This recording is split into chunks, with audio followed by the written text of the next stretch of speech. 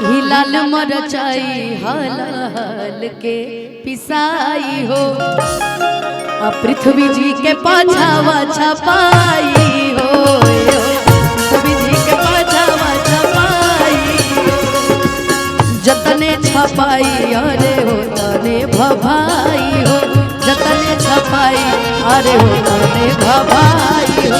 भैया के बड़ी मजा आई हो, ए हो भैया के बड़ी मजा आई हो।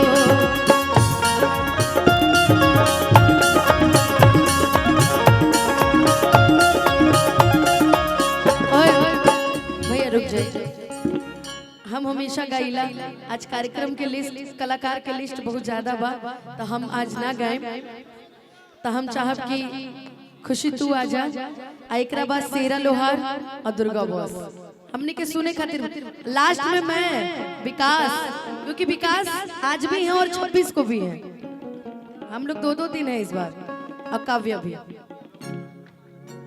और भैया की विशेष डिमांड है कि खुशी जी आए।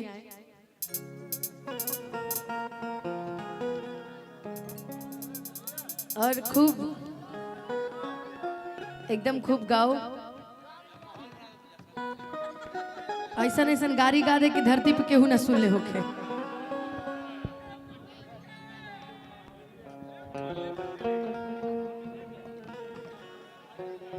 हाँ नहीं, आप लोग थोड़ा खाली हो जाता तो मैं आप लोग आपके लोग के बिना पूरा सुना है भाई। एक गारी गा दो ना यार भुवर जी के लिए।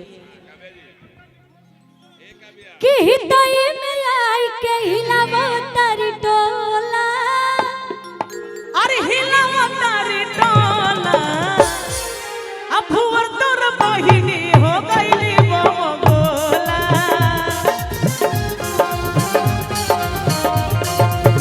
भुवर तोर बहिनी हो गईली बोला। भैया रुक ले, एगो गीत के फरमाइश आइलो हम गा लेते नहीं ओकरा बाद से जैसन अनुपमा देखे। मैं चाहूँ कि आप आ जाइए प्रीति जी, कम है ठीक है। हेलो हेलो हाँ हेलो। और तमाम लोग जब बैठल बनी तो तनी डरो लगता गाँव में, इतने दिक्कत।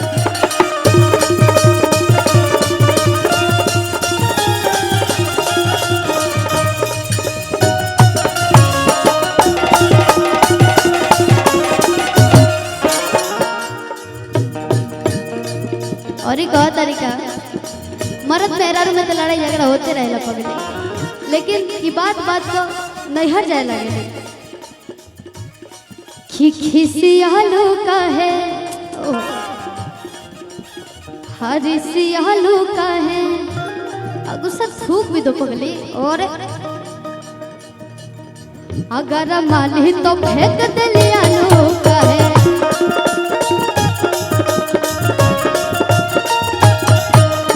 हलू का है ऋषि हलू का है, कर मालू तो फेंक दिलू आलू का है।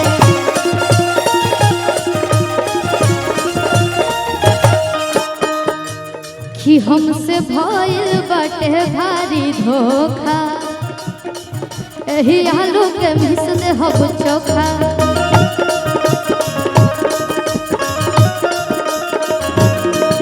और बात तरीका, आज देबू नाही खाए के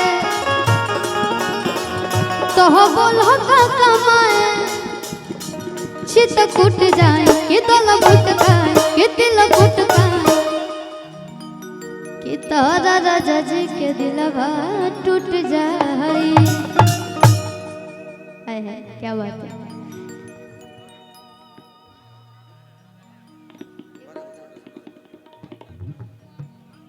हाँ बहुत ज्यादा कलाकार बने जाए। एगो गीत गायन जरा से हमरा के बहुत ज्यादा पहचान मिलल, और वह गीत से हम आप सबके बीच में बानी। और अते कहत रे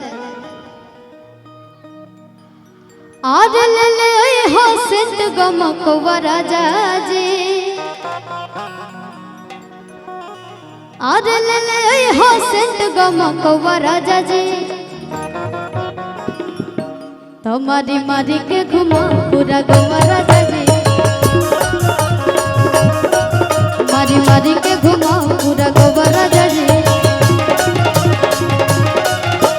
ले ले आई हसत गमा गवा राजा जी, ले ले आई हसत गमा गवा राजा जी, तो मारी मारी के घुमा पूरा गवा राजा जी, मारी के घुमा पूरा गवा राजा जी।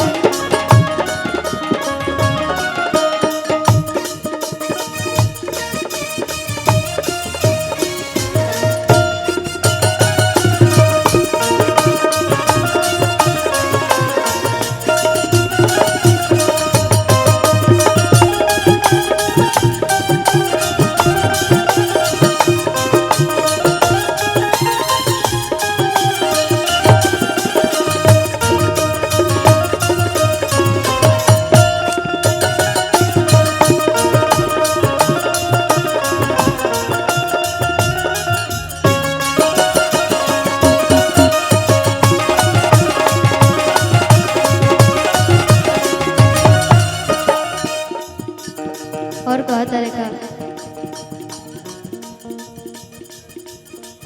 जो ना घर में ढेर औरत लोग रहे ले जा, वो घर में फरमाइश भी ज्यादा बढ़ जाला कि देखी गोतनी हो भी जरे लगो, दोरो के मनवा हो हरे लगो,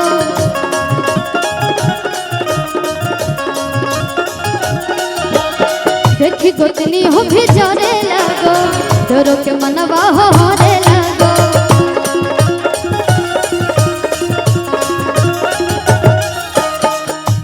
आज पहुआ में पायल छमकवा राजा जी,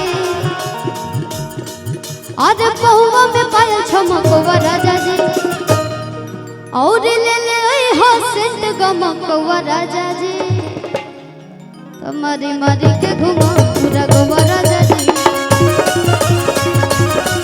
मारी मारी के घुमा पूरा गवा राजा जी, मारी मारी के घुमा पूरा गवा राजा जी,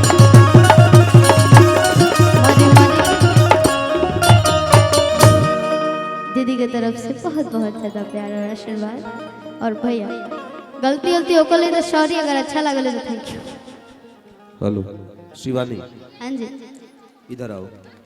देखिए आज हमारी अनुपमा ने क्या कमाया है भोजपुरी में। जितने यूट्यूबर भाई आए हैं, इतनी हृदय की सहज विनम्र भाव, जहां